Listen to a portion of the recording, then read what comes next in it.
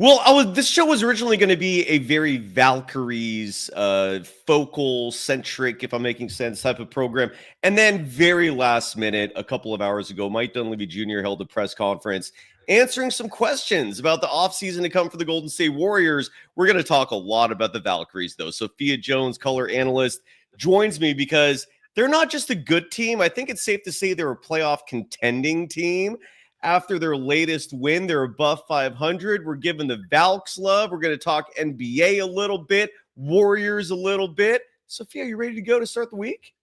Yes, I'm ready. Beautiful. This is the Golden Days, V for Valkyrie edition. They always find something to nitpick, and that's because there's expectations for us to win. Leave me alone this summer. Woo! Let's go. In a minute, I'ma need a sentimental man or woman to pump me up.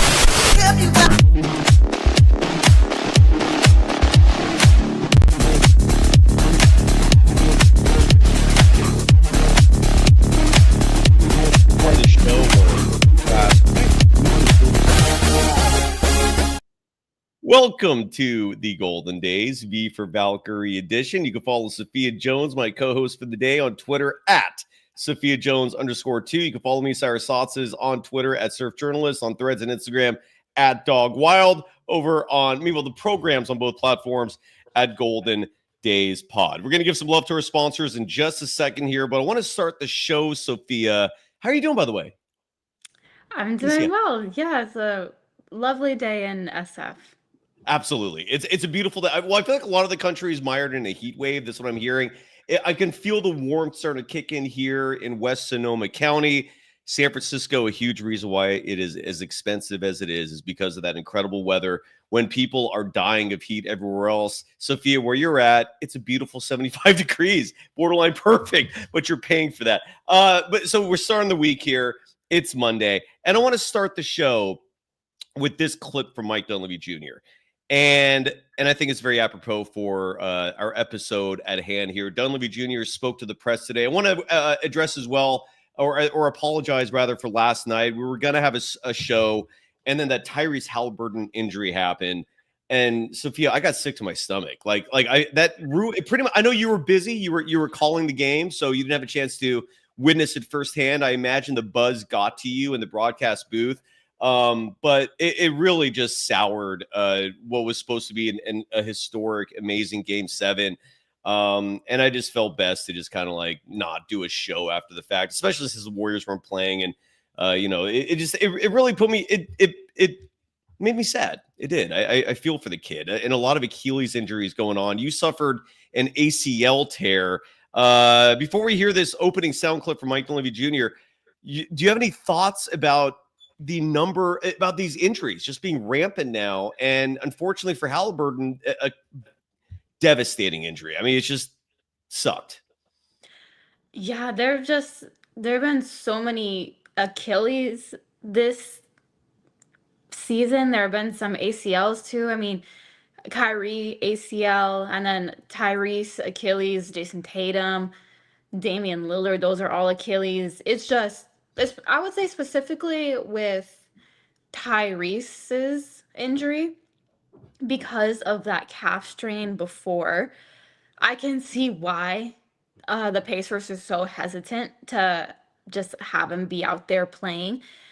Because, I mean, even with my experience with my ACLs, when I tore my first one, I had hyperextended my knee first, and then as I was making my way back into everything, I think it was just kind of like the accumulation of the wear and tear and probably overexhausting my knee when it wasn't fully healthy that caused me to tear that ACL.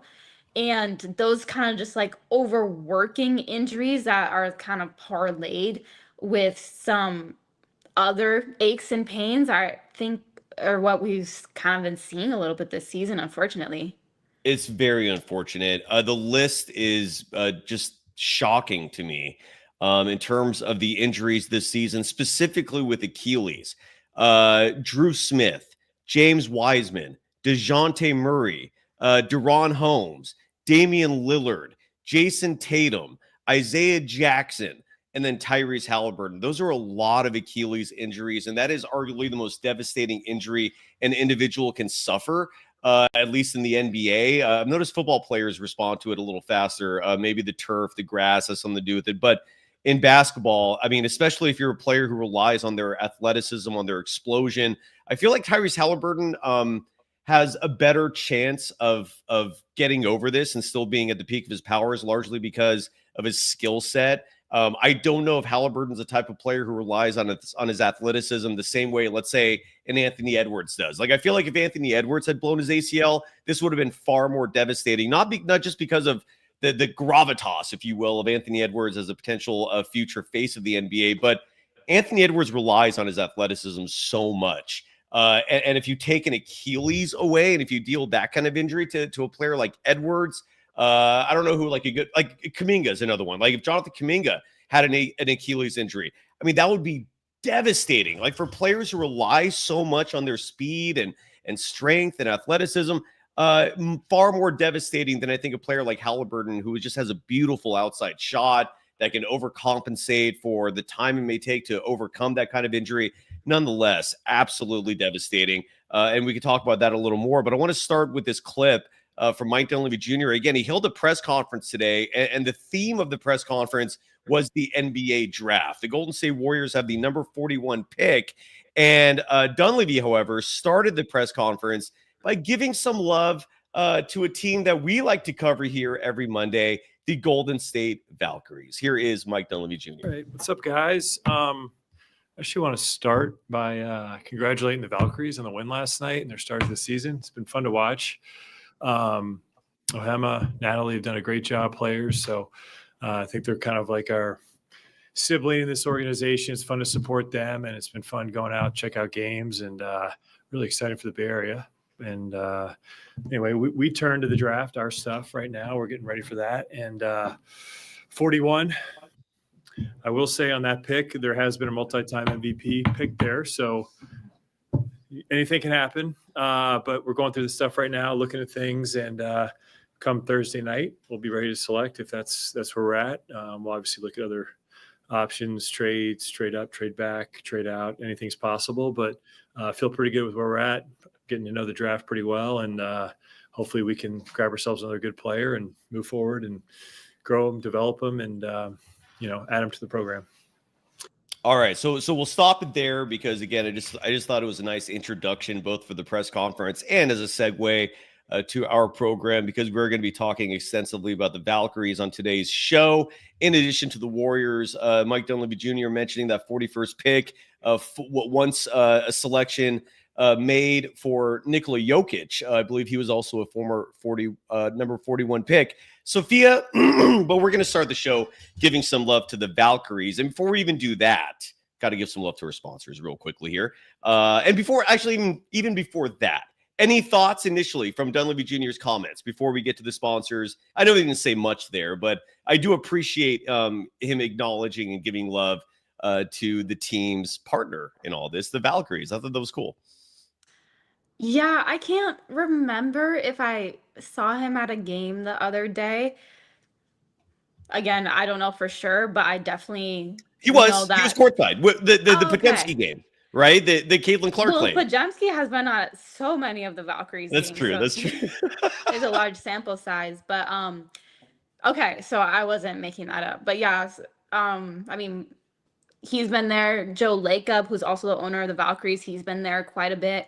Steve Kerr was there the other game. So there has definitely been some good support from just the entire Golden State organization, which, I mean, I feel like when you see that synergy, it really allows for like both programs to be more successful. It kind of reminds me of UConn basketball, where the women's program was good for so long, and just by association, the men's started to also get pretty good.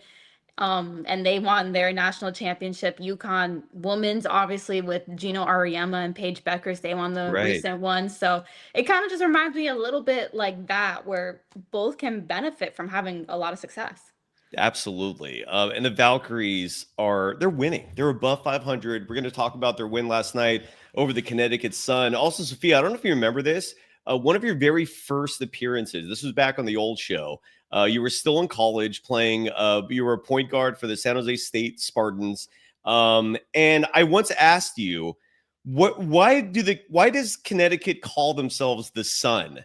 And I found the answer. I don't know if you figured that out as well. I don't know if you remember that. This was like 2 years ago, but I randomly decided to look it up finally. Like, why do they call themselves the Sun? They're in Connecticut. I have the answer. It's kind of tacky, but we'll get to that. We'll talk about the Valkyries, a dominant win over Connecticut last night. We'll talk Warriors. They do have the 41st pick in the draft. We're going to talk about Game 7 of the finals that just happened. We're going to talk about the Kevin Durant trade. That's the itinerary. Anything we're missing or I'm missing before we continue? Think that's a good little lineup there. That's a full show. Yes, it is. Yeah. And we start off by giving love to our sponsors. And first up in that department is Decades. They're a cover band. It's summer. The weather is nice right now. People are outside. And this is also the time of year where you have really fun get-togethers. These can be weddings. These can be anniversaries. These can be birthday parties. And one of the best things to spice it up with an event like that is live music. And that's where Decades comes into play. They play music from the 50s to today, from Katy Perry to Chuck Berry. They play Sophia's favorite artist, Beyonce. They play a lot of music. They once played a private set for former 49ers owner Eddie D at his compound in Montana.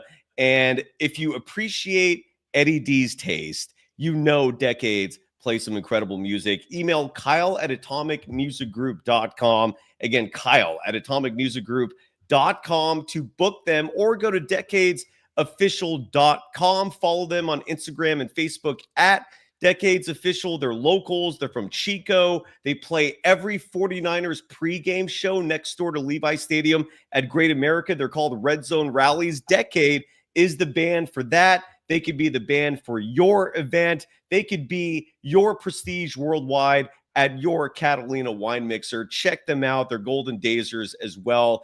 And if you do book them, thank me later. Decadesofficial.com to book that band. Today's episode is also brought to you by BetOnline, the world's most trusted betting platform. And the NBA is officially over, Sophia. That is some depressing shit.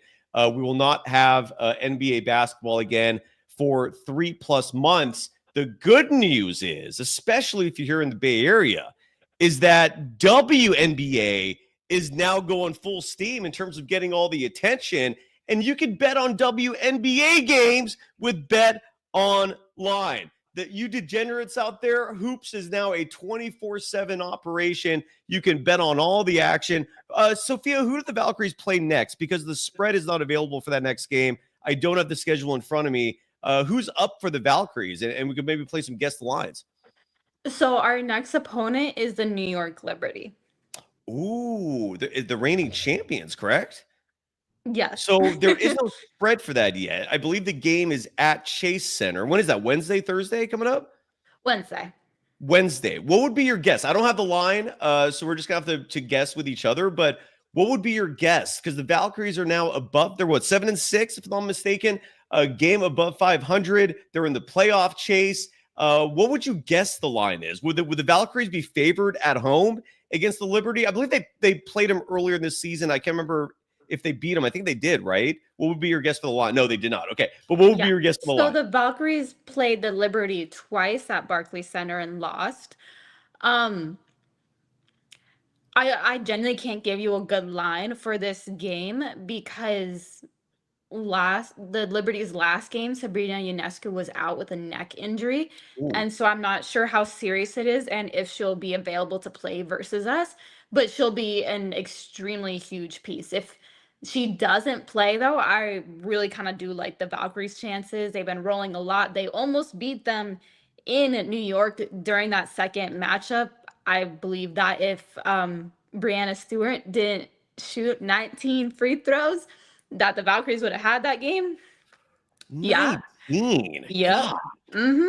Dang, that's crazy. Okay, well, that's a nice little advantage for New York. Yeah, let's hope that doesn't happen again. Let's even this out a little more.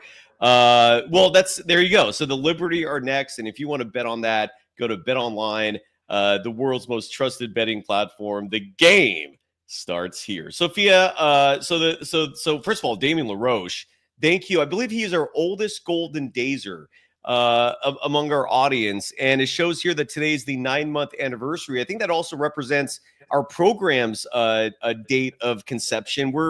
We started a little before we were able to give membership. So let's say this is our 9.5, 10-month mark, whatever that is. That's where we're at. And Damien, thank you for the support and love. And thank you for the funny comment. The Valkyries won last night. The final score, I have the box score in front of me, 87-63 over the Connecticut Sun. So, Sophia, you are the color analyst for the Valkyries. People can hear you call every game, either on the radio, 95.7 The Game, as well as you're also hosting post-game shows with Kevin Dana, the play-by-play voice. The Odyssey app is where you can listen to Sophia's calls alongside Kevin Dana. Your recap of last night's dominance that sees the Valkyries now with a 7-6 record. Yeah, this is one of those wins where Connecticut statistically is like one of the worst, if not the worst team in the WNBA. And they were without arguably their second best player, Marina Mabry. So the Valkyries just did exactly what they needed to do and took care of business. They were up by 30 at one point. I believe we got to see a lot of the bench units and some of the girls that don't get as many minutes come into the game. Caitlin Chen is one that comes off the top of my mind. She just won the national championship with UConn and Paige Beckers. She's a fan favorite, so got to see some of her. Leticia Mehier has been playing really well of late. So, yeah, it was just nice to see just everyone get into the game. And every single Valkyrie that played actually scored as well. So you love to see just the total team synergy and getting another home win in what I believe is the 7th straight sellout at Chase Center. Well, yeah, and at some point, I don't know, maybe yourself and everyone else in the media game covering the Valkyries, maybe this will be a thing forever. But something tells me they're never going to not sell out, right? Do you foresee ever in the like we will someday? Let's say hypothetically, Sophia, someday I'm 90 years old, and I think like 20 years separates us, so you'll be like, or probably more than that, even started to disrespect you by putting you as close to this old guy here like that. But nonetheless, so you get my point, right? We're going to be very old people someday. Do you ever foresee in our insanely old age, Sophia, where grandchildren might be involved, the Valkyries not selling out a game? Because I don't think that'll ever happen. It's really hard to think of. It genuinely is, because I think if there was going to be a game in the schedule of the season so far to not have sold out, I think it would have been this one, just because Connecticut isn't really like an attraction of a team. But they didn't. So, and it was the exact same time as Game 7 as well. So that's another thing I want to point out. So there was a sellout crowd despite Game 7 of the NBA Finals going on. And I mean, I think my dad was telling me that he read somewhere that the Valkyries, and again, I'm not sure if this is true, but the Valkyries have already generated like $55 million in revenue. Woo! So with prices like that, or just bringing in money like that, I can just see the Valkyries expanding to being like bigger and better for years to come. Well, and they're relevant now in terms of a competitive perspective, which is insane. Like I'm looking at the WNBA standings right now, or at least I was, and then I closed my window. Here it is. And you look at the Golden State Valkyries, the top 8 teams make the playoffs, right? So in the WNBA, and again, you're teaching me a lot here in this process. There's an Eastern Conference and a Western Conference, and 7 teams are in the East. Wait, 1, 2, 3, 6 teams are in the East. I apologize. 7 are in the West. Does this sound right to you? Yes. Okay. It's uneven. Yeah, because the Valkyries are the newest expansion team, it's uneven right now. And what are the upcoming expansion teams? I know there's a bunch that are going to be emerging in the near future, correct? Yeah, the ones that are confirmed for next year that I've heard are to Toronto Tempo and then Portland. I don't know the name for Portland yet, but they are confirmed to be getting a team. Ooh. So Portland does not have. So what is Toronto being called again? The tempo? Toronto Tempo, yeah. The tempo. All right. Is there a reason? I don't know. I've never heard the word tempo associated with Toronto. Is there a reason for that, as far as you know? I'm not sure. Yeah, I do know though. I've seen stuff recently about Serena Williams' involvement in the management group, so I think that's just super cool to see her branching Yeah, out. Yeah. big time. And then Portland does not have a nickname yet, so those are your upcoming teams. I have a million thoughts already for the Portland nickname, but I digress. So there are 13 teams right now. In terms of playoff berths, they don't recognize the conferences. It's the top 8 teams currently. In the near future, that might change. Once there's more teams, you might see East and West in the playoffs. But for now, top 8 make it. And I'm looking at the standings right now, and your Golden State Valkyries are 6th, all alone.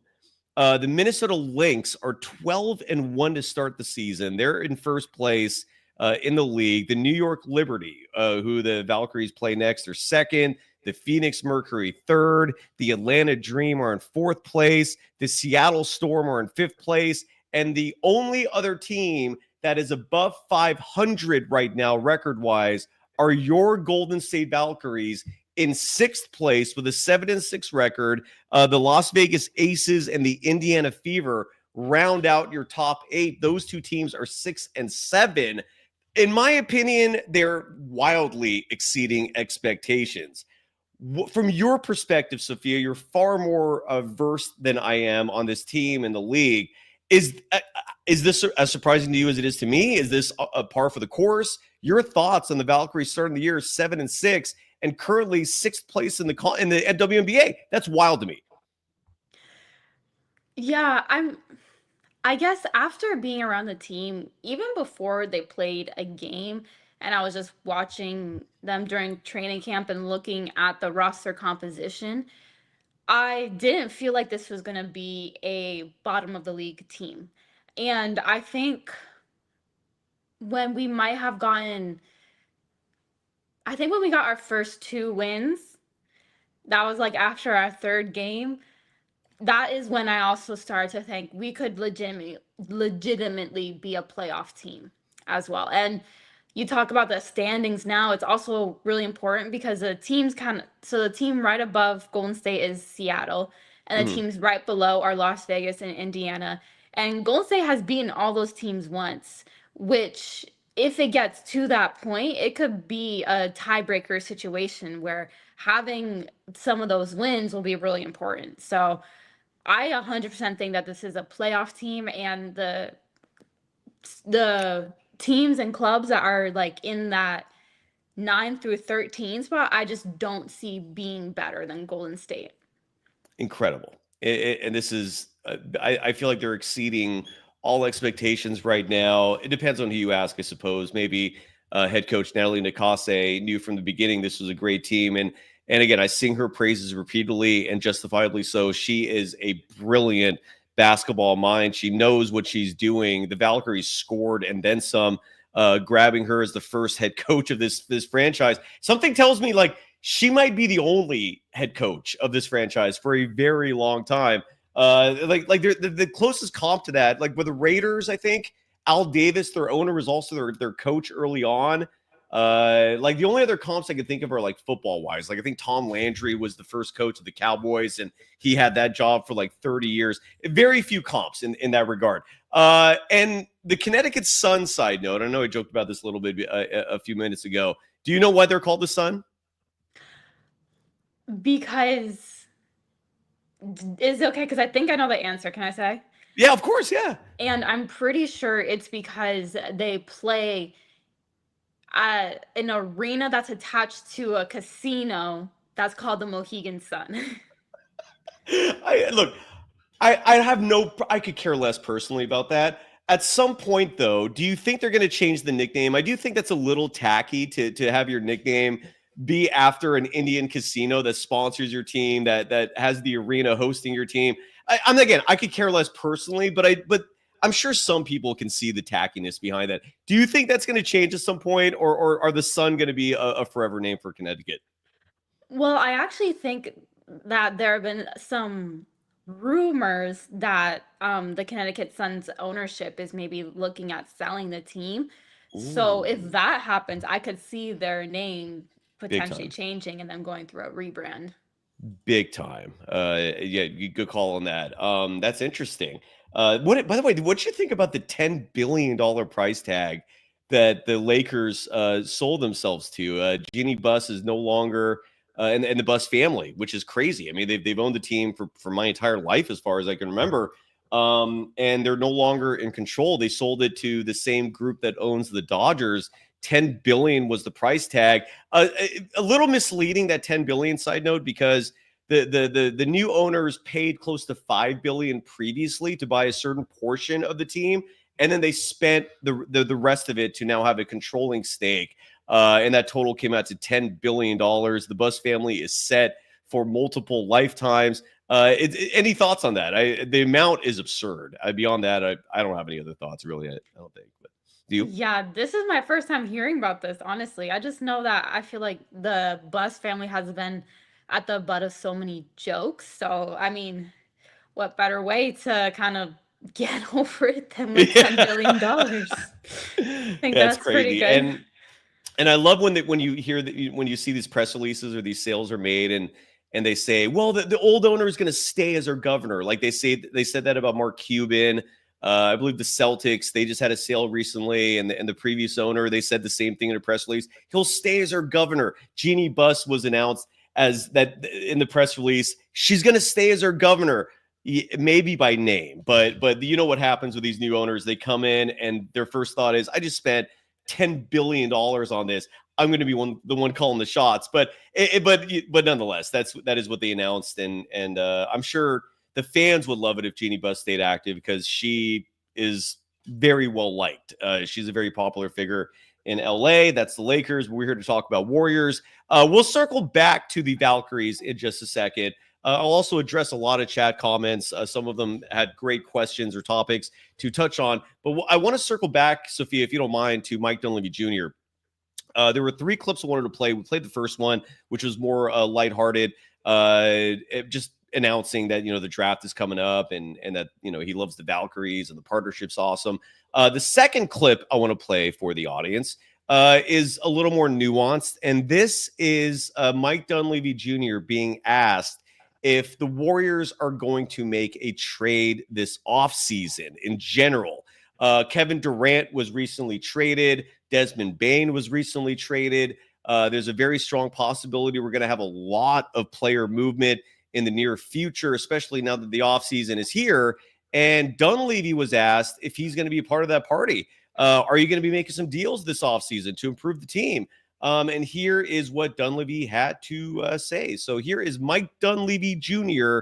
on whether or not the team is going to make some moves this offseason. Once the draft is over, obviously we've seen action before. We've seen some action happening the last few days.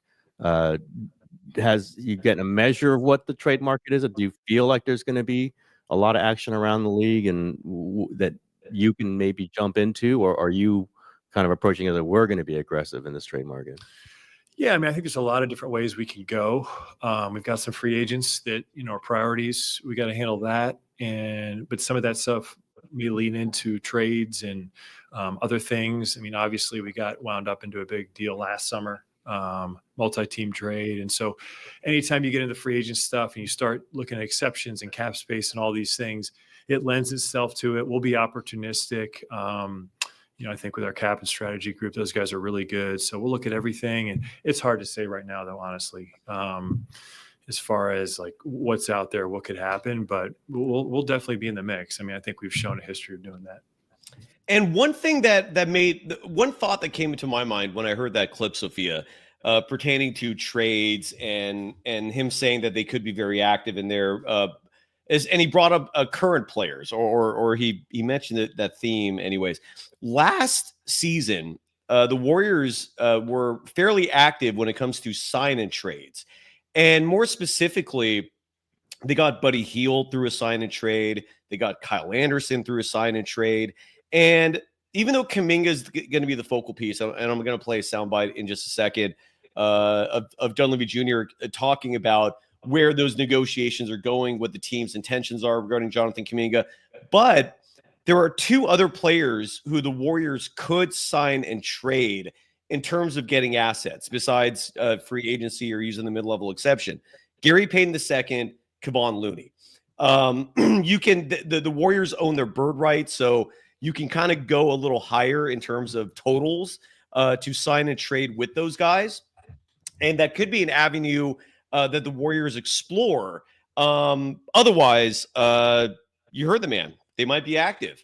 Your thoughts, if any, because I know much wasn't revealed there, but I just thought of GP2 and Looney as potential pieces the team could do sign and trades to get other assets. But anything you took away from that? Not a ton, honestly. It was just a very political answer. I felt like just the standard. I'm gonna maybe give you.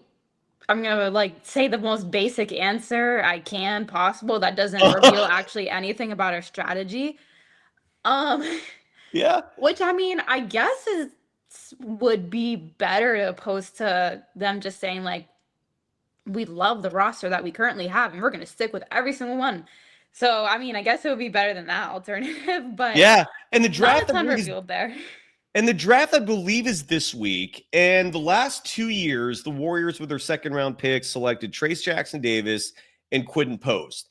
And both those players contributed immediately, and they showed their worth in terms of being able to play right away. Both players were 4-year athletes, I believe. So they were older. They didn't have as much of as steep of a learning curve. So we'll see what happens with the Warriors in terms of the number 41 pick in this year's draft. I mentioned this before, Sophia, and I'll bring it up again just to provide as much context and clarity as possible about the Warriors roster. 9 players are currently signed. You need 14. The 41st pick in the draft will represent the number 10 player on the roster. So that means you're going to have 4 spots that you have to fill. And the Kuminga piece could be number 11. And obviously, Mike Dunleavy Jr. was asked about that. He is the player that is the primary focal point of the Warriors offseason because he's a restricted free agent. And there's a lot of what ifs about what could happen in terms of Jonathan Kuminga's future. So let's hear from Kuminga's future. So let's hear from Mike Dunleavy Jr. himself. He was asked about Kuminga, and I thought his answer was a little insightful, and we'll talk about it as well. But here is Mike Dunleavy Jr., Warriors GM, asked about Kuminga and where the team stands in terms of whether they want him, whether they're going to re-sign him, whether they're going to trade him. He's a restricted free agent. Here is Dunleavy Jr. Where are you at with Kuminga and his restricted free agency, and how do you hope that situation plays out? Yeah, so we can start with the finals ending last night. We can start, pursuing that right now, leading up into free agency. And I think we're in a good spot with it, honestly. We have the ability to bring him back. He's restricted. And, I think there'll be good dialogue. And I'd like to figure something out sooner than later. That'd be great. But I also acknowledge with restricted free agency, these things can drag out a little bit and take some time. But, I think we feel pretty comfortable with who JK is as a player and what he can do for our organization. And, we'll continue, it's a main priority going into free agency. And rightfully so, I think, right? He could be the future. So my guess is he stays. I cannot imagine the Warriors letting him go for nothing. I know Kobe White's a name linked to him. I personally don't think that's enough.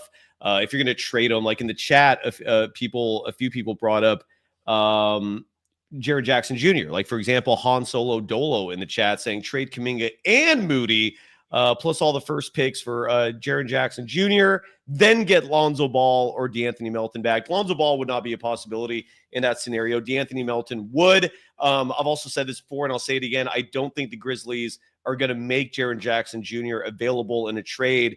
My understanding is Memphis is all in on Ja and Jaren Jackson Jr. That's also a very huge price to pay for him. Maybe it's worth it. I don't know. But my understanding is he's not available. Real quickly here before you get to your thoughts, Sophia, Patrick Singh also bringing up Kuminga and the 41st pick for Jaren Jackson Jr.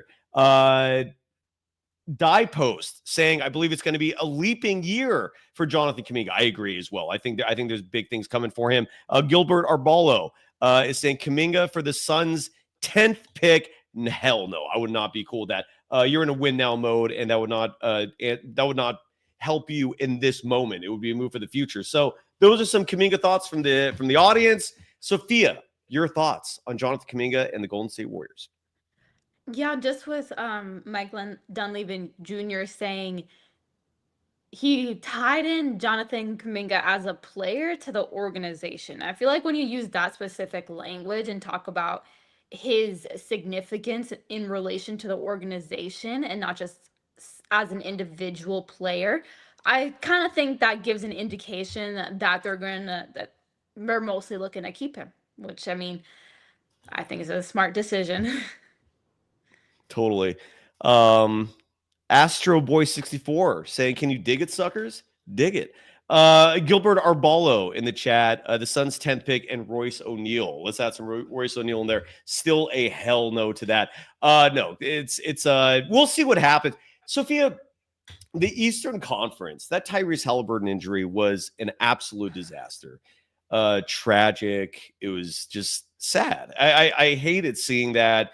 The moment that injury happened, at least for me, I didn't. I mean, even though the Pacers put up a valiant effort, the fact that they kept it close for the entire game was impressive, to say the least.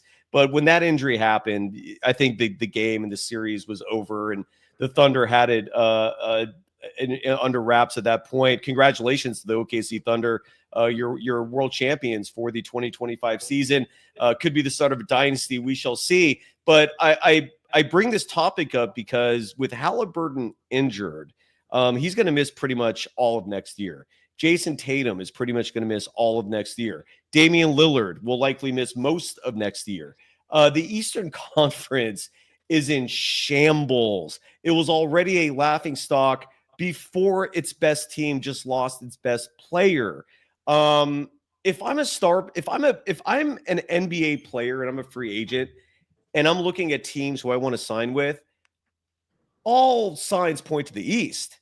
I'd want to be in the East and have the easiest time of my life. I feel like if you're a team like the Wizards, you're a playoff contender. Like, it is insane. What are your thoughts on the Eastern Conference? Because it's clearly like the minor leagues now of the NBA. It's wild. It really is crazy. I'm trying to pull up the all-star teams as well, and just like looking at, I mean, that's 3 all-stars from the Eastern Conference there already. It's just, I mean, maybe the Cavaliers will have a shot at redemption again. If they can stay healthy and decide to keep that team maybe the same. Yeah. But I don't know if I can even see the Knicks. I mean, Knicks don't even have a coach right now, and so That's crazy. that team was kind of built around. Crazy. You're right. I mean, for as They don't much even have as a coach, they say you're that right. Tibbs runs his players into the ground, he gets the most out of them and out of that roster. So I don't know if you get a different coach, if that's really going to fix the issue on what that roster is. So I don't see who is actually going to compete. I mean, the Magic will be better. The Magic might find themselves to be a top 3 seed. Well, you get a better idea of why they gave up so much for Desmond Bane, right? They're in a position, like you just said, to actually win in a very weak Eastern Conference, and they made that move before the Halliburton injury. But you're right; it's completely wide open for the taking right now. And like you said, I think the 3 teams, Cleveland, New York, Orlando, are probably your top dogs. I feel like Giannis Antetokounmpo is suddenly a million times happier staying in the East because that path looks far easier than it did just even 2 weeks ago. Sorry to interrupt you. But. No, you're good. It's just, it makes me appreciate the lack of conferences in the WNBA. And I know you said maybe they might go to that in the future when we have more teams. And I mean, next year will be 15 teams. I still think you should go conference-less because it creates for more competition. Some people argue that it's not as good for rivalries, but I feel like there is even a lack of rivalries in today's NBA with the conferences. So I don't know. maybe it's just because Warriors fans also, but it's just crazy to see like the lack of parity in the Eastern Conference compared to the slaughtering that happens to make it through the West.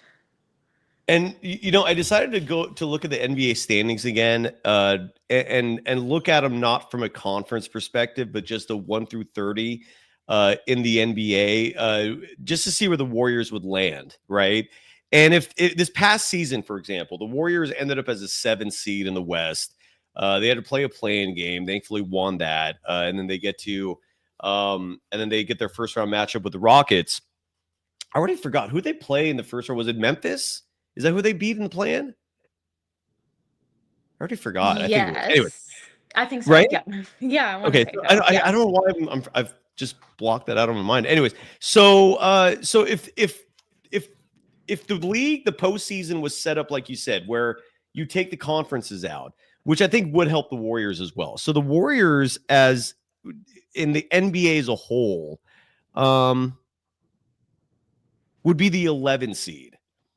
If we went 1 through 16, taking conferences out. And so I think the 11 seed in a scenario like that will play the 6 seed, which means that if we had a playoffs without conferences where we just went 1 through 16, the Warriors this past season, their first round matchup would have been the Lakers, because the Lakers would have been the 6th seed. Side note, way easier than the Rockets for your first round matchup. Just a little asterisk there. But yeah. These sucks. There's no way to spin it. And do you think the NBA is going to do anything about that? Like realistically, I don't think they're going to do a damn thing. I think teams in the East are looking at this and thinking to themselves, "We're lucky. We'll take it, right? Well, like we want life to be easy for us." But do you think the NBA is going to do anything about the schedule? And I ask that because the pace of the game has never been faster. I don't think athleticism has ever been this high. I don't think the talent level has ever been this high.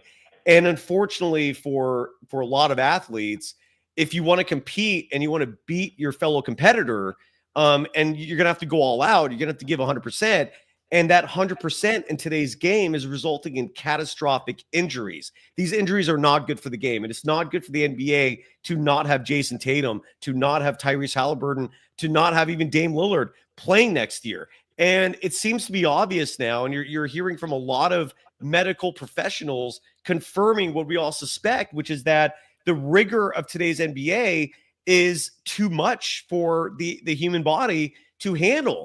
Do you think, though, with that said, that the NBA is going to do anything? Because I feel like the logical thing would be to reduce the number of regular season games, right? I think 82 is a bit too much. It's just we're seeing what's happening because of this. With that said, are we going to see change? Because I'm skeptical. I don't think we are. I would be really surprised if we do see change. That would have to be something on the end of the NBA Players Association as well, that they would have to really like try to argue for that point and benefit. But yeah, I used to be I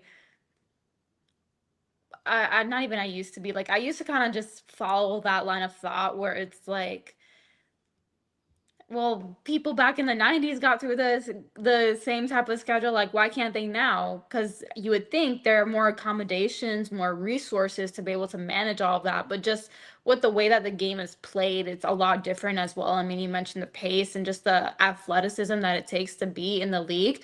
So as all of that develops, the research needs to develop as well. And when that research is showing these statistics, we should probably listen to it. Crazy concept, right? But wow, who had thought you should listen to science? But and I think if there's one certainty that's been taken away from all this, when a player has a calf injury, when a player has calf tightness, anything related to the calf or that lower extremity of the leg, you're not going to see them fight through that anymore. I think those days are officially done. In a lot of ways, you could argue those days should have been done when Kevin Durant went down with an Achilles injury in a very similar scenario back in 2019. And then this past postseason, you saw it with Jason Tatum.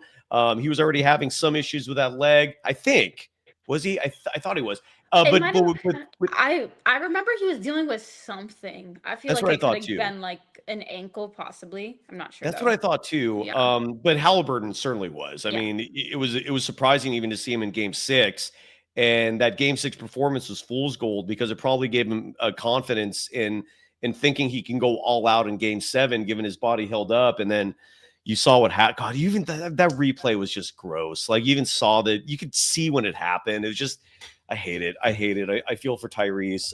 That just sucks in every manner imaginable, and it just shouldn't have gone down like that. But what are you going to do? Yeah. Do you I have would any? also, yeah, Yeah. I would also just say that it doesn't really, it might affect where you see kind of like some of these types of injuries happening in the older players, but I feel like when you see these injuries, these catastrophic ones in younger players like a Jason Tatum or a Tyrese Halliburton, Yeah. um, I think that's also the type of stuff that starts really young.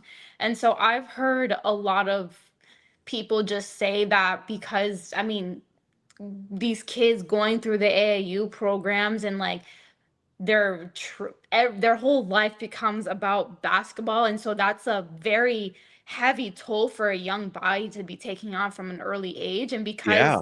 because it almost feels like you have to start playing through that system earlier and earlier these days. Also, it's not healthy for these kids to be going through their lives only playing one sport as well. There's been a ton of research backing up that when people grow up playing multiple sports, it reduces injury later. So, Really? yes, Some diversity on your body, I'm guessing, right? Is that the benefit? exactly. But I mean, like, I could even say from my experience, like, I was coming up in high school and literally playing like 3 games in a day sometimes. Yeah. And What? so, like, AU is extremely tough on these young bodies. And I think that's why we're kind of seeing some of these injuries happening now. It's just because that toll is really just starting to like just come to fruition. And I feel like every sport's had their these moments, these crossroads, if you will, where health issues have affected the sport tremendously. And in baseball, I remember for a lot of years, the obvious one is the steroid thing, but I was thinking more about the elbow injuries with pitchers and how you suddenly started having to become aware of younger athletes not just wearing their arms down from a young age because you saw these elbow injuries with pitchers, but then you also saw the Tommy John surgery evolve to a point where people's elbows were actually stronger after the fact. And I don't know if that ever got resolved. In football, you had the concussion issue, and I feel like that's still a struggle to this day in terms of trying to prevent that from being a serious thing. And then in basketball, now we have Achilles and these lower leg injuries. And the Achilles is just really rough because it's such a long recovery. Most athletes are not the same after the fact. In fact, it's very rare to see an athlete revert to their old form after an Achilles injury. I mean, like Dominique Wilkins was probably one of the best case scenarios, and this was like in the early 90s, if I remember correctly. Klay Thompson came back from an Achilles injury. I don't know. Are there any others you could think of? Like Achilles is a KD, rough one. What's up? Kevin Durant Kevin also. Durant. Sorry. Yeah, I missed that. Yeah. Obviously. Yeah, I think that's a great example of someone coming back and achieving close to 100% after the fact. But it's rare. It's a really rare thing. It's a debilitating injury. Did you ever worry about that? Because that is the Achilles was always the one injury in the back of my mind playing like in terms of something I never want to happen. Was that a fear of yours as well? Like that's an awful injury. Yeah, and especially I think as basketball players, we go through so many just sprained and rolled ankles as well. So there's just constant stress being put on that ankle joint and just calf and lower leg area in general. And I think that's just like a buildup. I remember one time I think I got some work done on like my feet and calves, and it was like I had tears in my eyes because I was so tight. So I think that's a probably an experience that a lot of basketball players face, but it's just because the toll that we put on our bodies, Yeah. and it's just, I mean, you can try to get as much treatment as possible, but at the end of the day, sometimes just nothing can be enough. And I do hope either they come up with like some sort of training method, maybe to because I don't even know how to prevent it. I don't know if there is a way to prevent it. Like for example, with back issues, especially lower back injuries, a treatment for that is strengthen your core, right? So you can kind of build your muscles around the back and the spine and help prevent future issues there. I don't know if there's something you could do for the Achilles to prevent it. Do you? I mean, one thing that I've always heard is tight stuff tears. So that's where I would just say Stretch. like stretching and then rolling out. So like rolling out your calf, Achilles, feet as well. And the body moves as one. So something like in your back could be affecting something in your foot. So Good that's point. also where you kind of just have to retrace the problems, and it could be a Yes, really sir. kind of Yes, like miss. buildup of issues. And I think we talked about Jason Tatum, where we know he was dealing with something, and just the fact that he was dealing with something, regardless of like what it maybe was, the fact that it was lower body could have been exactly what it took, unfortunately. I hope we're at a point now where athletes are not challenged in a situation like this, meaning, like usually we live in a culture where like masculinity, for example, requires an athlete. I don't even know if it's gender based, but professional athletes in general are expected to tough it out, expected to fight through pain, fight through injuries, be there for your team, especially in these pivotal, late postseason moments. And I hope we're at a point now where, at least with lower leg injuries, we can collectively not put pressure on these athletes anymore. And I please forgive me. I retract the gender part of it. It's not a gender thing. It's just a pro athlete thing where you're expecting so much from these individuals, and there's so much pressure on these individuals. Let's not put pressure on them anymore when it comes to calves. Like even, I don't know if an ankle is something similar, like Stephen Curry with the hamstring. Thank goodness he did not fight through that, right? Because that could have led to something far more serious too. And I would not have wanted Steph to fight through that and then lose him for all of next year. I just hope we're at a point now where the pressure is not there on professional athletes to fight through these injuries, if I'm making sense. You're making complete sense. And I think that you could even relate, you could take that needing to play through just injuries and be tough like that, just microcosm of professional athletes playing through these injuries, Yeah. to just a large scale of, unfortunately, some of like humanity's shift away from embracing humanity and empathy. And so I think that's exactly what we see a lot in these professional athletes, where just too many people forget that they're humans and they're real people, Yes. not just Yes. objects that you see on TV or even in person, but they really go through things. Not everything is just about making a parlay hit. Like, these people have their livelihood on the line. I love how you brought it back to a gambling reference. I feel like I'm wearing on you maybe too much here. Is it the parlay? I like that, Sophia. No, you know, because I just remember there was like a clip of like a fan at a WNBA game yelling at Rakia Jackson, like, hey, like, get 2 more points so my parlay can hit.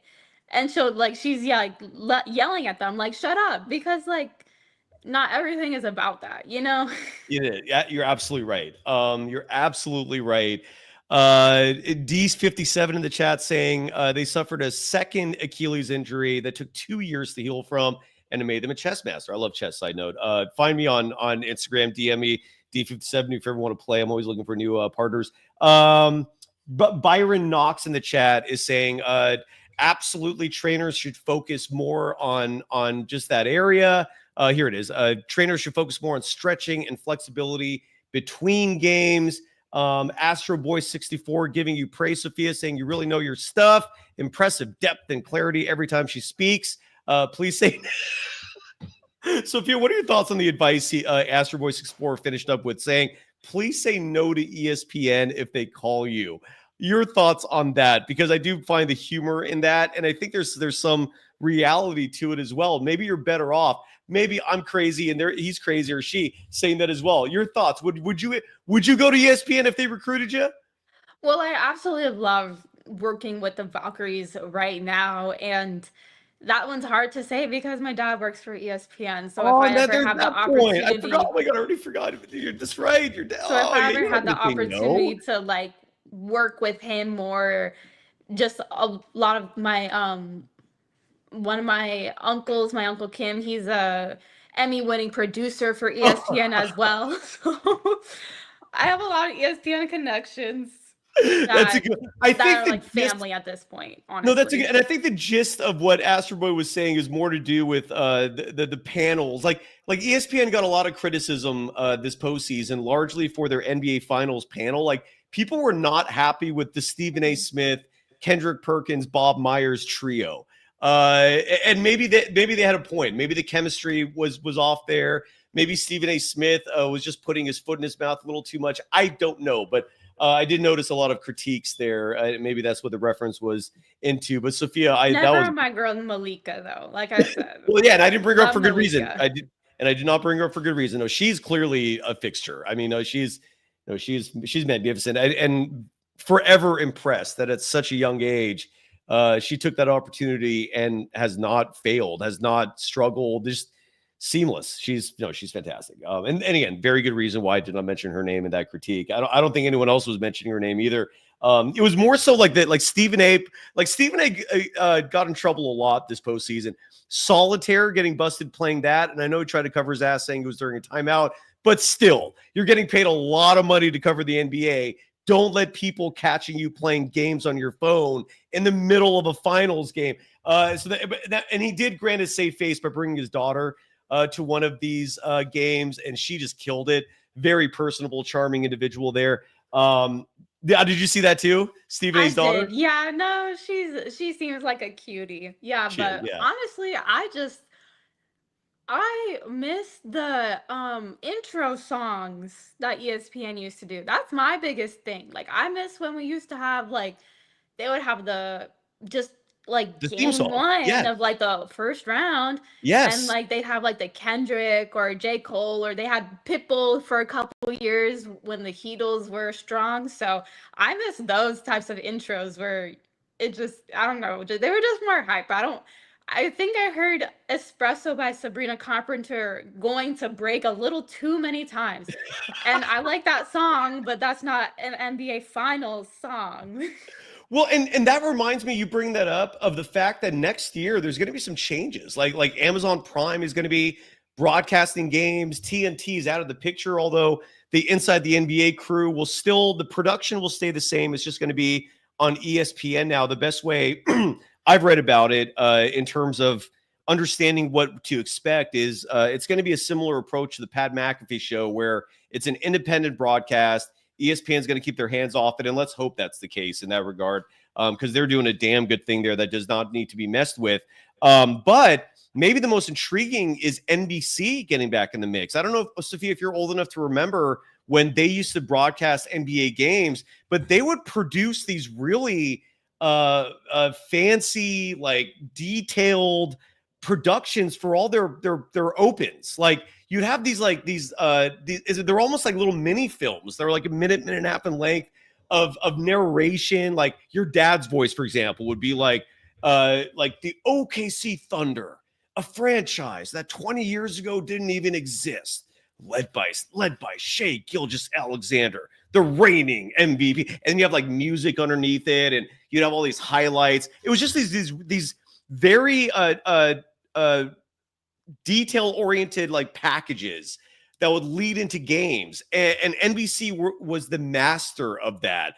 And we haven't seen that in recent years, so that's going to be interesting. Anything that I've missed, or anything you want to add to that in terms of some changes coming from media consumption, from a media consumption perspective for next year?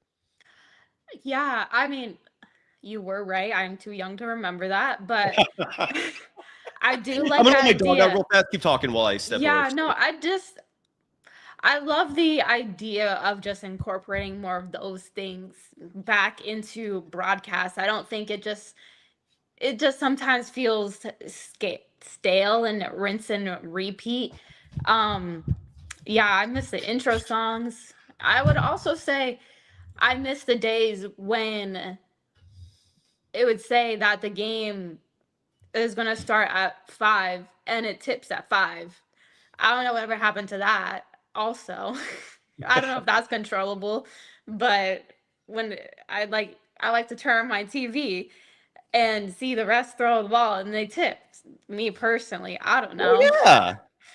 And lineups, right? I mean, like that was a disappointment this year in terms of like the in the NBA finals, they didn't show the lineup introductions. Like in the old days when the Bulls, for example, when that dynasty was roaring, you'd always hear the music at United Center that would that's I forgot the name of the track. It's a part of a song that everyone knew. The moment they heard it, it was synonymous with the Bulls, it was synonymous with Jordan.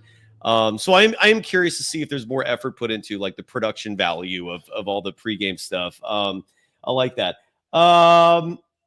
What were your thoughts? Oh, real quick, before we move on from the finals, I want to show this graphic because there were some people concerned about the ratings of an NBA finals featuring two of the smallest markets in the game. This is courtesy of the NBA Communications Twitter account.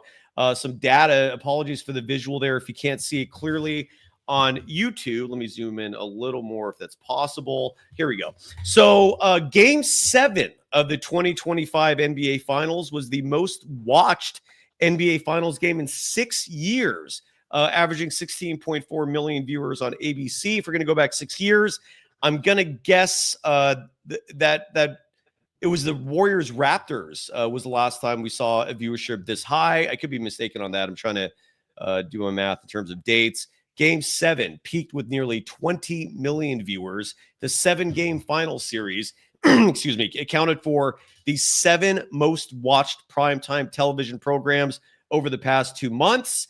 The NBA generated a record 5 billion views and counting across all social media platforms during the NBA Finals. This was up 215% from a year ago. That data courtesy of Video Cities. And last, and maybe least, maybe not, I don't know, the full 2025 NBA postseason across ABC and ESPN averaged 6.12 million viewers per game. That is up 10% from last year. And that up 10% from last year, something tells me Stephen Curry played a small part in that because his team went somewhat deep in the postseason. Anything that stuck out to you from those figures, Sophia, or was that all boring to you? Or something else? I don't know. No, it's just encouraging to see that. I feel like when you consider what the finals were last year and some of the playoffs, the style of basketball was very different. And like the Thunder and the Pacers, they were just young, energetic, team ball oriented organizations. And it's just nice to see that that's the type of stuff that's getting rewarded instead of like ISO ball all the time. Yeah, I honestly I feel like I can't contribute too much to the rating discussion because I don't think I was able to watch any of the finals games just with the Valkyrie schedule because the games will always be on the same exact time, and I would pretty much I would call our game at some point, see the score of what happened in the finals game, and then I would just go home and watch Love Island. So I'm surprised they put up numbers like that with Love Island this season. That's kind of what surprised me the most because That last show night's is dumping popular. was crazy. Yeah, that show is popular. I haven't watched it, Sophia. Do you give it a strong 2 thumbs up? Are you recommending it? Oh yeah. And Okay. you know what? Because this is my first season watching USA live, but I've been like a Love Island UK fan for like forever, for like years now. So it's nice to see the USA kind of getting its love also and more people getting involved just because it's half the you see Damien gets it. Yeah, Yeah. love Love Island. Um But yeah, half of the Love Island experience is like going on social media after and then just seeing all the reactions. So yeah, Love Island's big Well, there you go. I've been binging a lot of shows this summer. I love my TV and movies. Stick, by the way, if you need a show recommendation on Apple TV, is awesome. But there you go, Love Island. That's now on my list. The Pit is another one that's on my. So a lot of people have told me I need to watch that show. I'm not here to talk TV shows, but thank you for that recommendation. Love Island is the bomb. Byron Knox is saying there was nothing else to watch, which is why the rankings were high. But again, this is a year by year thing. And so last year, I don't think there was anything to watch either. So it is. And like I would say also, I've seen, again, it's probably just because I'm getting fed information that my algorithm knows I'll be more just receptive of. But I've seen literally like TikToks of people like on having 2 displays set up, and one is the finals and one is Love Island. So yeah. But yeah, so I guess that's kind of the only thing going on TV, other than WNBA games. Also, like I said, I was watching Valkyries and Love Island. You got me turned on to it. I will check it out. And the cool thing is, if I watch it, I have you to bounce back with in terms of opinions and chat. Like if I watch it, I can reach out to you and go, wait, who got booted out? Or is it an elimination type show, or is it a dating show? Like, what is it? Yeah, so I mean, like there's so many layers to it. It's honestly hard to explain. It's kind of elimination. Okay. Sometimes the elimination is based off of like America's votes, and sometimes it's the other islanders voting each other off. So like last night, it was half America. America determined the bottom 3, and then the Islanders sent 1 girl and 1 boy out of each respective bottom 3s down, which I didn't disagree. For anyone who knows who got dumped, I didn't disagree with either of the choices. I didn't agree with either of the choices. Should I just skip to the newest season, or is this something I need to go back to the first season? You can just watch the newest season. Okay, done. Sounds good. I will do that, and I will let you know what I think. I'm looking forward to that. Real quick here, I just want to give Rocky Grew an acknowledgement. I'm not ignoring you. I know you're incredibly unhappy with Steve Kerr. I get it. He's not going anywhere, though, regardless of how you feel. But if there's any good news, he has said that if Kuminga comes back, he'll give him his minutes. He'll find a role for him. And all I can say on top of that, without getting too controversial or dramatic here, I feel you, Rocky. I feel you. But there's only so much anyone can do. And it's Joe Lacob's team. He has to make those decisions. But I feel you. There was a huge trade that went on in the last 24 or 48 hours. And it is a little Warriors connected, because the Warriors, Sophia, I still am tripping out about the fact that, and thanks to Draymond Green for his authenticity, for his transparency, because we would not know so many things without him just being forthright. Draymond Green revealing that the Warriors essentially were on the verge of getting Kevin Durant at the trade deadline last year. That was shocking to me. I didn't know how far along that went. I didn't know that the Warriors and the Suns had a deal in principle in place, and the only reason why Kevin Durant is not back with the Golden State Warriors is because he didn't want to come back. That's crazy. They came that close. That's wild, I think. So Durant didn't want to come back to the Warriors, and the Warriors moved on. And I think in the big picture, that was beneficial for the Warriors. They're going to be better off for it, I think. With all that said, he gets traded to the Houston Rockets, the Warriors' first-round opponent in the recent postseason. The trade, the centerpiece going out from Houston was Jalen Green, who's with the Suns. The initial reports were indicating that Jalen Green was going to be flipped again, that he was an asset that was going to be moved. Now, more recent reports indicate that the Suns plan on keeping him, and that they're now going to have a backcourt of Devin Booker and Jalen Green. That's going to be interesting in and of itself. Reports also indicate, if for whatever reason, if any of these are true, I try not to dive too much into the offseason rumors, because most of them were just that. But there was one report out there indicating that the Suns were prepared to move on from Bradley Beal. If they can trade him, great. He does have a no-trade clause. He has repeatedly expressed he's happy in Phoenix, much to the chagrin of the Suns. So either the Suns will trade him to a team that he would say yes to, or they may just buy him out altogether. With that said, Kevin Durant's now with the Rockets, and the Rockets, Jalen Green again was the big one they gave up. I can't remember who else they lost in the process off the top of my head. Your thoughts on that trade? Because I personally don't think this was an earth shaker for the Rockets. Like, I don't think this now magically makes the Rockets a real contender. I don't. That's just me. And we can get into it right now if we want. But what was your reaction to that blockbuster trade? I was definitely surprised, and I was surprised at just the people that were involved. I think that, kind of just going back to your point, getting rid of Jalen Green isn't going to hurt the Rockets. But I can see where getting rid of Dylan Brooks could, honestly. Right. Right. As much as like Warriors fans have beef with Dylan Brooks, I feel like you can't dispute the fact that he's just he's just like a hard-nosed hustle, just toughness guy. And I think he brings a lot of that to the locker room.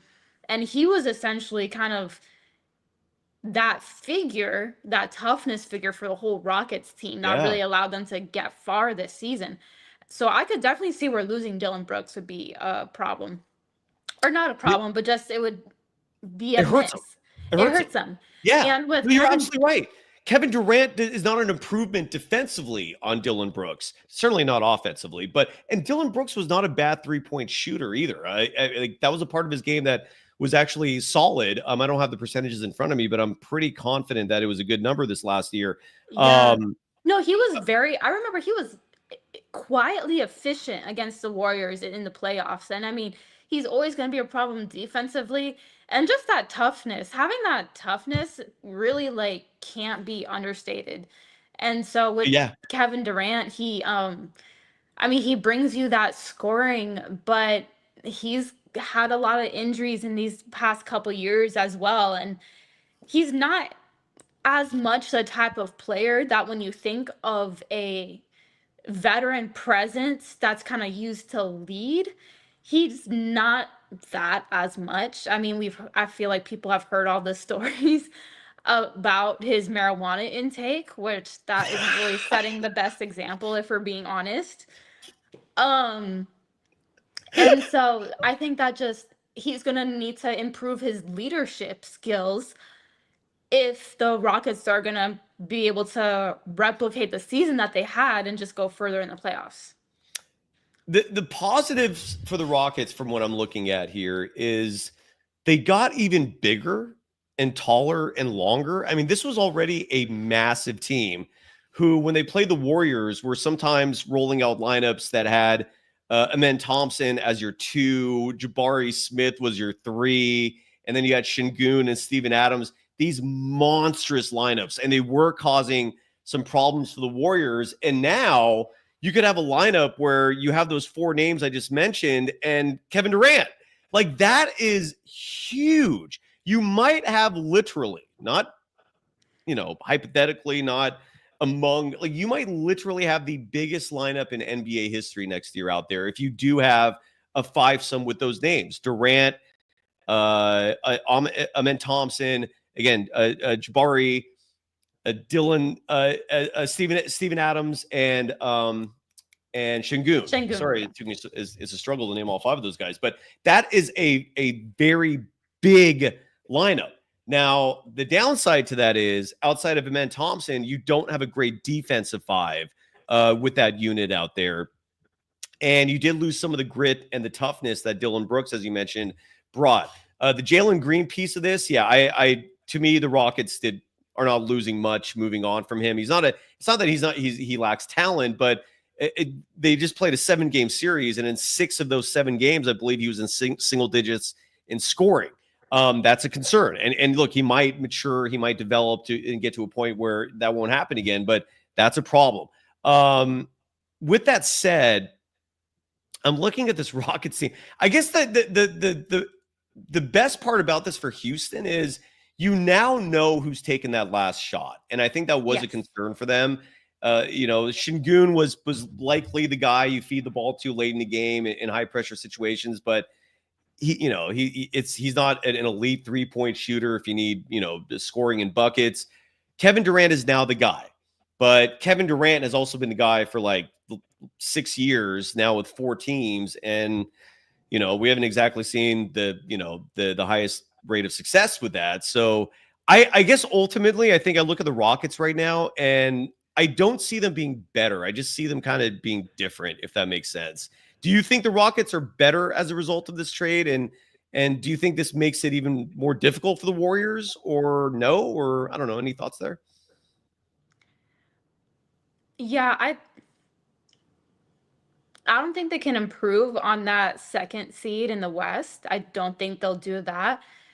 But I mean, when you look at how they were in the first round against us, it was just that offensive piece that they kind of lacked and who was taking that last shot. So I could see KD just helping with that aspect and just closing out those clutch moments. And Udoka's a really good coach as well. So I wouldn't be surprised if he just allows KD to do what he does, because he in himself, or Udoka in himself, is enough of like a leadership figure. I think they get a bit better. I do. Going way back, I just saw this. Chardal, please forgive me. It's his anniversary today. He's been a Golden Dazer for 7 months now. Chardal is just saying hi and going back to what we talked about at the very beginning of the show. And I think that's a good subject to bring it back to wrap it up, is your Golden State Valkyries, who are now above 500. Only 6 teams in the WNBA are above 500, and the Valkyries are one of them. They'd be in the playoffs if the season ended today. More specifically, if the season ended today, the Valkyries would play the Phoenix Mercury in the first round. Is that right? Does the 6 seed play the 3 seed in the opening round? Yes, I believe so. So that would be your first round matchup. Point is, the Valkyries are real. And Chardal, great job calling that out. Sophia, any final thoughts? Did we miss anything? I think we're done, right? I don't mean to abruptly bring it to an end like that, but I think it's over. Any final thoughts? The Valkyries' next play? You mentioned the New York Liberty. Is that Thursday, Wednesday? Anything else you want to promote? Wednesday. Mention? Yeah, I would just for people that are familiar with Bay Area basketball, that will be Sabrina Ionescu's first time returning to play professional basketball in the Bay, which is huge. She's Walnut Creek, born and raised, so love that return for her. And the Valkyries close out a homestand playing the Chicago Sky on Friday, a very winnable game. That'll be their first matchup against that team and Angel Reese. And then on Sunday, we have a rematch versus Seattle, which last time they played they beat the Seattle and played a pretty good game. So I think that, like I said, 7 straight sellouts. If people are even like guessing or wondering if they should go to any Valkyries games, I so recommend. I would go and just be a fan myself. I have to work, but it seems like a blast just being in the stands with everyone in the crowd. It's so fun. Like, I can even say that Indiana Fever game against Caitlin Clark, if the environment in Chase Center has been comparable to what I've seen in NBA playoffs games. Like, what is the vibe? I need to make it to a game soon, and I will. And I got the contact information for the Valks, Raymond Ritter, the equivalent, if you will. I forgot her name. What's her name again? Was it Morgan? I forget. It's not a big deal. And truth is, most of these individuals I don't think want the attention.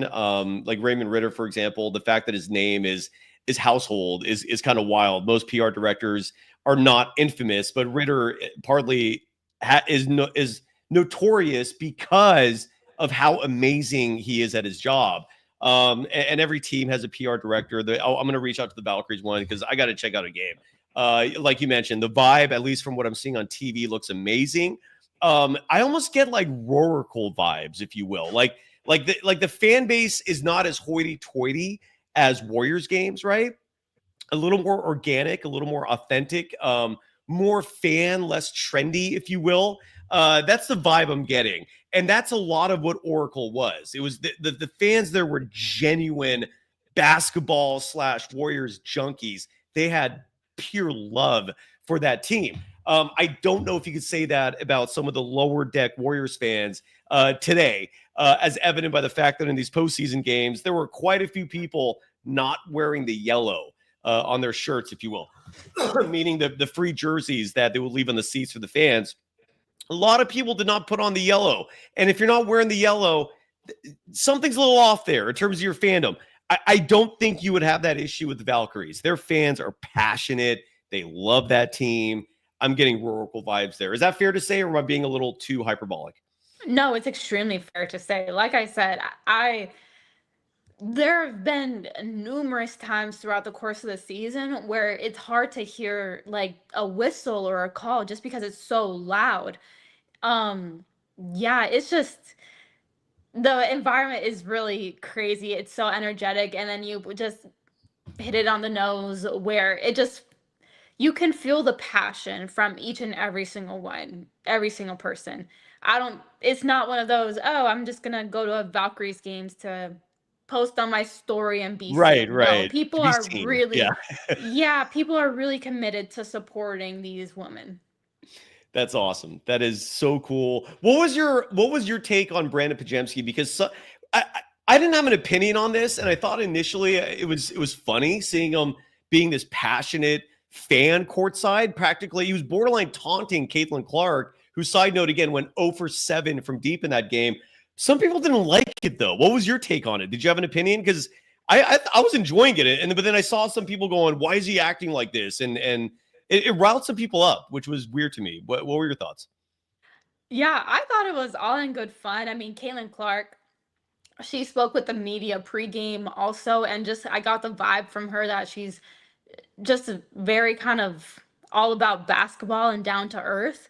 She's a competitor at heart too. So Yeah. when you see another competitor like Pajemski kind of throw it back in your face a little bit, I think you just got to take that in stride, which is what I feel like Caitlin Clark did. But no, Pajemski, he's been pretty. I appreciate his support for the Valkyries. He's been showing up in a different player's jersey every single game. So it's been pretty cool to see that vibe and just, I would say, goofiness as well. Not everything in the WNBA has to be serious and a think piece. We can just appreciate the basketball. Absolutely. And again, the offseason is now here. Any breaking news related to the Warriors, we're going live immediately. So stay tuned. The Hall of Famer Rick Barry is going to join me tomorrow. Some news right now, not Warriors related, not huge, but it is news that's relevant to the NBA. Daniel Gafford, a player that I think was linked to a lot of trades with the Dallas Mavericks, has signed a 3-year contract extension worth nearly $60 million. So he's staying with the Mavericks. He got paid handsomely. Yeah, there you go. Anything else? Any thoughts on that? That's a lot of money. It is a lot of money. I kind of don't like it because it doesn't bode well for teams wanting to get talent on the cheap. If Gaffer is getting 20 million, I don't know. Yeah, that's kind of crazy. We shall see, but we'll keep it going. I'm looking up right now if any other news is broken before we call it a day. So we'll be back tomorrow again with Rick Barry. Sophia Jones, you join this program every week, Mondays at 3 p.m. Pacific time, more specifically. Chardal mentioning he's a big fan of Sabrina Ionescu of the Liberty, although you didn't have to comment on the looks, but at least as a player, Chardal's a fan. Sorry, I didn't see that. She's a hooper for sure. Love the way that she plays and competes. She is. And she's a champion. I mean, she's part of the reigning world champions. What the F is fashion? Just mentioning that finally caught us live. So that's it. I think we're good. Are we done? Think we're good. Beautiful. Sophia, thanks as always. Thanks to the audience. Back at this tomorrow. Bye-bye.